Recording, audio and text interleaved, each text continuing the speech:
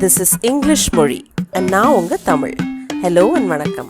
நீங்கள் கேட்டவையில் you ask we answer. Here's the question. Hereafter no longer anymore. இதில் confusion இருக்குது. So difference என்ன எக்ஸ்பிளைன் பண்ணுங்கள் கேட்டிருக்காங்க. Before we get started with the lesson, I have a small learning tip for you. பாடல்கள் கேட்குறது நம்ம எல்லாத்துக்குமே பிடிக்கும் அண்ட் அது வழியாக நம்ம ஒரு மொழியையும் கற்றுக்கலாம். ஸோ இங்கிலீஷ் ஒன்றும் விதிவிலக்கு இல்லையே. ஸோ நான் என்ன நினச்சேன் அப்படின்னா, ஒவ்வொரு வீடியோ நான் பப்ளிஷ் பண்ணும்போதும் I will give you a suggestion, like இந்த பாட்டு கேளுங்க அந்த பாட்டு கேளுங்கன்னு, especially the ones with good lyrics. Okay, அந்த மாதிரி நான் சஜஸ்ட் பண்ண ட்ரை பண்ணுறேன். இதோட லிங்க் நான் டிஸ்கிரிப்ஷனில் போட்டுடுறேன். கட்டாயமாக கேளுங்க, you will like it. Okay, so இன்றைக்கி சாங் யாருது அப்படின்னா ப்ரூனோ மார்ஸ் அப்படிங்கிறவரோடது. And the name of the song is count on me. டிஸ்கிரிப்ஷனில் போய் லிங்க் கிளிக் பண்ணி கட்டாயமாக கேட்டுட்டு எப்படி இருந்துச்சுன்னு சொல்லுங்கள். அதுலேருந்து ஏதாவது அந்த லைன்ஸ் ஏதாவது உங்களுக்கு பிடிச்சிருந்ததா அப்படின்னு கட்டாயமாக சொல்லுங்கள். Okay, let's get back to the lesson. Now no longer இதை எந்த அர்த்தத்தில் நம்ம யூஸ் பண்ணுவோம்? Something is over, something stopped. Okay, ஏதோ ஒன்று நடந்துட்டு இருந்தது நின்றுச்சு. Okay, it's come to a stop. இந்த அர்த்தத்தில் தான் நம்ம நோ லாங்கர் யூஸ் பண்ணுவோம். Look at this example. He no longer works here. அப்படின்னா என்ன அர்த்தம்? He stopped working here. அவன் இங்கே வேலை பார்க்கல. ரைட், முந்தி ஒரு காலத்தில் வேலை பார்த்துட்டு இருந்தான், ஆனால் இப்போ வேலை பார்க்கல. He no longer works here. He is no longer my friend. அப்படின்னா அவன் இனிமேல் எனக்கு நண்பனே இல்லை. இது வரைக்கும் நண்பனாக இருந்தான், இனிமேல் அவன் நண்பன் இல்லை. He stopped being a friend. Okay, my phone no longer works. Okay, my phone stopped working. ஏதோ ஒரு காரணத்தினால என்னுடைய தொலைபேசி வேலை செய்ய மாட்டேங்குது. முந்தி வேலை செஞ்சுட்டு இருந்தது, இப்போ it no longer works. It has stopped working. Okay, வேலை செய்யலை. I drank 2 cups of coffee. I'm no longer hungry. 2 cup coffee குடித்தேன், இப்போது எனக்கு பசி இல்லை. பசி இருந்தது, இப்போ எனக்கு இல்லை. நம்ம நோ லாங்கருக்கு பதிலாக not any more, not any longer இதையும் நம்ம யூஸ் பண்ணலாம். எப்படின்னு பார்க்கலாம். He no longer works here. அது அப்படியே he does not work here any more அப்படின்னு சொல்லலாம். ஆர் அதே மாதிரி he does not work here any longer அப்படின்னு சொல்லலாம். எல்லாத்துக்கும் ஒரே அர்த்தம் தான். He is no longer my friend. இதை எனிமோர் வச்சு நம்ம ரீரைட் பண்ணணும் அப்படின்னா he is not my friend anymore or he is not my friend any longer அப்படி எழுதலாம். my phone no longer works. அதை நம்ம எப்படி எழுதலாம்? my phone does not work anymore. okay, or my phone does not work any longer. I drank 2 cups of coffee. I'm no longer hungry. okay, இதை எப்படி rewrite பண்ண போகிறோம்? அதே pattern தான். I'm not hungry anymore or I'm not hungry any longer. நீங்கள் நல்லா கவனித்து பார்த்தீங்கன்னா no longer middle of the sentenceல தான் வரும். ஓகே, சென்டென்ஸ்க்கு மத்தியில் தான் no longer வரும். For example, Kayal no longer performs on stage. அவள் இப்போல்லாம் ஸ்டேஜ் பெர்ஃபார்மன்ஸ் கொடுக்குறதே இல்லை. ஸ்டேஜில் ஆடுறதோ பாடுறதோ இல்லை. ஓகே, முந்தி பண்ணிகிட்டு இருந்தா இப்போ இல்லை. அதே இது எனிமோர் வச்சு ரீரைட் பண்ணும்போது Kayal does not perform on stage anymore அப்படின்னு வருது. ஸோ இந்த எனிமோர் அப்படிங்கிறது எண்ட் ஆஃப் த சென்டென்ஸில் தான் வரும். சிமிலர்லி எனி லாங்கர் இது கூட வாக்கியத்தோட கடைசியில் தான் வரும். Kayal does not perform on stage any longer. நம்ம இவ்வளோ நேரம் no longer, not anymore, not any longer எப்படி யூஸ் பண்ணணும்னு பார்த்தோம். இது மூணுக்கும் எப்படி அர்த்தம் ஒரே மாதிரி இருக்குது அப்படின்னும் பார்த்தோம். நம்ம இப்போ என்ன பார்க்க போகிறோம் அப்படின்னா ஹியர் ஆஃப்டர். இது எப்படி டிஃப்ரெண்ட்டாக இருக்குது இந்த மூணுத்துலேருந்து அப்படின்னு பார்க்க போகிறோம். ஏற்கனவே நம்ம hereafter and thereafter எப்படி யூஸ் பண்ணணும்னு ஒரு வீடியோ போட்டிருக்கோம். இதோட லிங்க் டிஸ்கிரிப்ஷனில் கொடுக்குறேன். நீங்கள் கட்டாயமாக போய் பாருங்கள். ஒரு ஐடியா கிடைக்கும், ஒரு ஃபேர் ஐடியா கிடைக்கும் எப்படி இது யூஸ் பண்ணுறோம் அப்படின்னு. Now let's look at how hereafter is different from the other 3. நம்ம இந்த வீடியோ ஆரம்பத்துலேயே நோ லாங்கருக்கு எக்ஸ்ப்ளனேஷன் கொடுக்க ஆரம்பிக்கும் போது நான் என்ன சொன்னேன் அப்படின்னா, something stopped. Okay, something got over. ஏதோ ஒன்றுக்கு ஒரு முற்றுப்புள்ளி வச்சோம். Okay, something stopped. அதுதான் நோ லாங்கரோட எசன்ஸே, அதோட மீனிங்கே. For example, he is no longer my friend அப்படின்னா he stopped being my friend. முற்றுப்புள்ளி. ஓகே, அந்த நட்பு கட்டு, அவ்வளோதான், முற்றுப்புள்ளி வச்சாச்சு. ரைட். ஆனால் ஹியர் ஆஃப்டரில் something does not necessarily stop. ஏதோ ஒன்றுக்கு நம்ம முற்றுப்புள்ளி வைக்கணுங்கிற அவசியம் இல்லை. Okay, so that's the basic difference. For example, Both the teams will hereafter collaborate on specific AI related projects. AI na artificial intelligence. Both the teams, ரெண்டு டீமும் will hereafter இனிமேல் collaborate on specific AI related projects. Okay, அதாவது artificial intelligence சம்பந்தமான ப்ராஜெக்ட்ஸில் சேர்ந்து வேலை செய்வாங்க. they'll collaborate. Okay, அப்போ இதுக்கு என்ன அர்த்தம்? ஸோ சில ஏஐ ரிலேட்டட் ப்ராஜெக்ட்ஸில் இவங்க ரெண்டு பேரும் சேர்ந்து வேலை செய்வாங்க அப்படின்னு அர்த்தம். இதில் எதுக்குமே அவங்க முற்றுப்புள்ளி வைக்கலை. ஓகே, எதுவுமே ஸ்டாப் ஆகலை. அவங்க பண்ணுற வேலையை பண்ணுறாங்க. ஸ்பெசிஃபிக் சில ஏஐ ரிலேட்டட் ப்ராஜெக்ட்ஸ் சேர்ந்து பண்ணுவாங்க. ஸோ இதுக்கு நம்ம எங்கேயுமே வந்து முற்றுப்புள்ளி வைக்கலை, எதுக்குமே முற்றுப்புள்ளி வைக்கலை. Okay, something did not stop here. Now you know the difference, right? Now look at this example. Hereafter, you will not receive any support from the family. Hereafter, இனிமேல், you will not receive any support from the family. எந்த ஒரு உதவியும் நீ இந்த குடும்பத்திலிருந்து பெற மாட்டாய். இந்த எக்ஸாம்பிளில் உதவிக்கு முற்றுப்புள்ளி வச்சாச்சு. போன எக்ஸாம்பிளில் எதுக்குமே நம்ம முற்றுப்புள்ளி வைக்கலை. அப்போது hereafter அப்படிங்கிறதுக்கு என்ன அர்த்தம் அப்படின்னா, இந்த நொடியிலிருந்து ஏதோ ஒன்று நடக்கும், அவ்வளோதான். ஆனால் no longer ரொம்ப ஸ்ட்ராங், ஏதோ ஒன்று கட்டாயமாக வந்து ஸ்டாப் ஆகுது. ஓகே, இந்த எக்ஸாம்பிளை நம்ம நோ லாங்கர் வச்சு ரீரைட் பண்ண முடியும். ஏன்னா இங்கே ஏதோ ஒன்று நிறுத்தப்பட்டிருக்கு. Hereafter you will not receive any support from the family. You will no longer receive any support from the family. ரெண்டும் ஒரே அர்த்தம் தான். ஆனால் இந்த எக்ஸாம்பிள் இருக்குது பார்த்தீங்களா, both the teams will hereafter collaborate on specific AI related projects.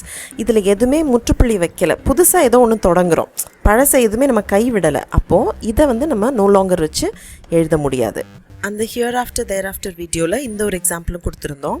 English மொழி will hereafter be cited within the document as EM.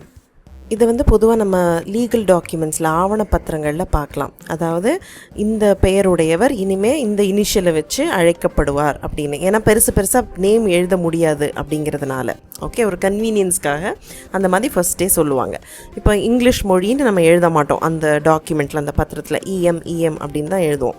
So இது வந்து it does not mean that English மொழியே கிடையாது, இனிமேல் EM தான் எழுதணும், அப்படி கிடையாது இல்லையா? ஸோ இங்கே எதுவுமே நம்ம ஸ்டாப் பண்ணலை. That is the difference. Hereafter use பண்ணும்போது எதுவுமே நம்ம ஸ்டாப் பண்ணணும் அப்படிங்கிற அவசியம் இல்லை. ஹியர்ஆஃப்டருக்கும் மற்ற மூணுக்கும் no longer, not anymore, not any லாங்கருக்கும் வித்தியாசம் என்ன அப்படிங்கிறது கிளியர் ஆகிருக்கும்னு நினைக்கிறேன். எனிமோர் அப்படிங்கிற இந்த எக்ஸ்ப்ரெஷனுக்கு ரெண்டு ஃபங்க்ஷன் இருக்குது, ரெண்டு பயன்பாடு இருக்குது. ஒரு பயன்பாடு நம்ம ஏற்கனவே பார்த்துட்டோம், நாட் எனிமோர், நோ லாங்கர் அப்படிங்கிற அர்த்தத்தில் நம்ம நாட் எனிமோர் யூஸ் பண்ணுவோம். இது மொதல் function. I don't play football anymore அப்படின்னா நான் ஃபுட்பால் விளையாடுறது இல்லை, முந்தி விளையாண்டுட்டு இருந்தேன், இப்போது I don't. I used to play but now I don't.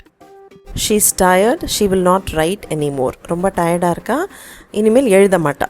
Okay, so the first function or முதல் பயன்பாடு எப்படி இருந்தது அப்படின்னா, ஒரு காலம் வரைக்கும் ஒன்று நடக்குது, அதுக்கப்புறம் அதுக்கு ஒரு புள்ளி வைக்கிறோம், முற்றுப்புள்ளி வைக்கிறோம். அந்த அர்த்தத்தில் நம்ம நாட் எனிமோர் யூஸ் பண்ணோம். இப்போ ரெண்டாவது பயன்பாடு என்னது அப்படின்னா, குவான்டிட்டி ஆர் அளவை குறிக்கிறதுக்கும் நம்ம வந்து எனிமோர் யூஸ் பண்ணலாம். எப்படின்னு பார்க்கலாம். Take a look at this example.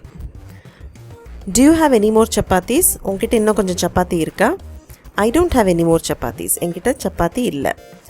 I have some more chapatis அப்படின்னா என்கிட்ட இன்னும் கொஞ்சம் இருக்குது. ஓகே, some moreனா இன்னும் கொஞ்சம் எவ்வளோன்னு தெரியாது. I have 3 more chapatis அப்படின்னா என்கிட்ட இன்னும் 3 சப்பாத்தி இருக்குது அப்படின்னு அர்த்தம். இதில் ஒன்று நோட் பண்ணி பாருங்கள், குவெஸ்டன்லேயும் நெகட்டிவ் ஆன்சர்லேயும் எனி மோர் வருது இல்லையா? ஃபர்ஸ்ட்டு 2 சென்டென்ஸ் பாருங்களேன். Do you have any more chapatis is a question. I don't have any more chapatis is an answer but is in the negative, not வருது இல்லையா? I do not.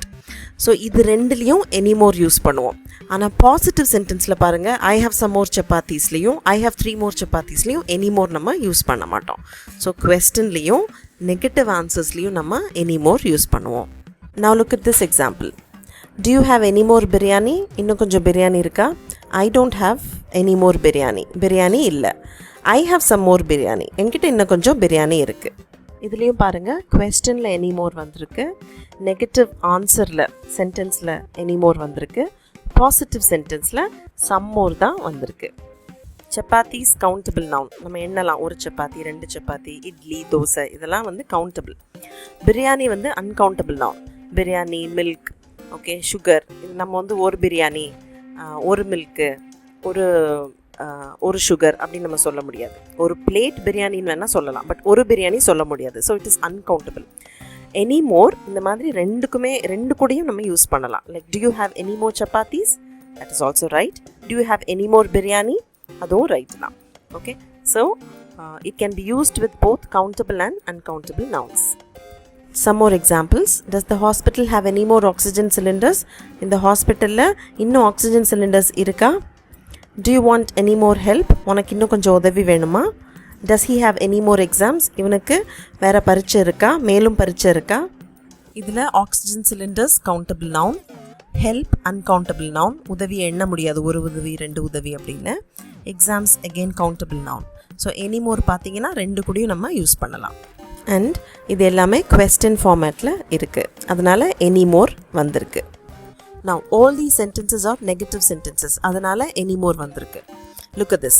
The hospital does not have any more oxygen cylinders. இதுக்கு மேலே இந்த ஹாஸ்பிட்டலில் oxygen cylinders இல்லை.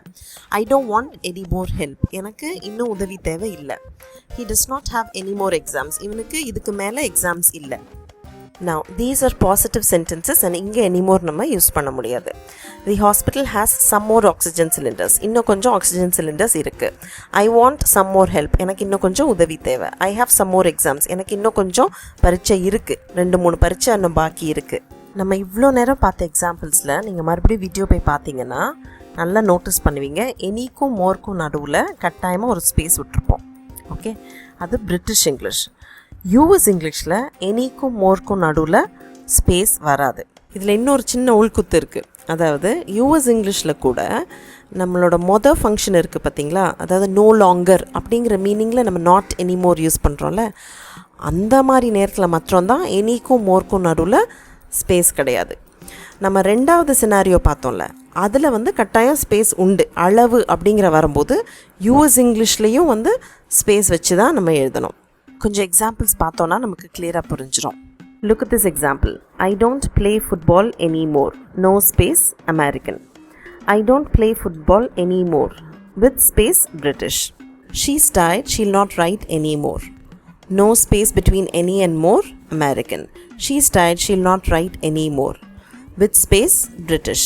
I drank 2 cups of coffee, I'm not hungry anymore. No space, American. I drank 2 cups of coffee, I'm not hungry anymore. With space, British. ஆனால் நம்ம அளவு இல்லை quantity அதை டினோட் பண்ணுறதுக்காக எனி மோர் யூஸ் பண்ணும்போது any and மோர்க்கு நடுவில் space இருக்கும். அது பிரிட்டிஷ் இங்கிலீஷாக இருந்தாலும் சரி, அமெரிக்கன் இங்கிலீஷாக இருந்தாலும் சரி. Do you have any more chapatis? British இங்கிலீஷ்லேயும் எனிக்கும் மோர்க்கும் நடுவில் ஸ்பேஸ் உண்டு, அமெரிக்கன் இங்கிலீஷ்லேயும் ஸ்பேஸ் உண்டு. அதே மாதிரி I don't have any more chapatis, British இங்கிலீஷ்லேயும் ஸ்பேஸ் உண்டு, அமெரிக்கன் இங்கிலீஷ்லேயும் ஸ்பேஸ் உண்டு.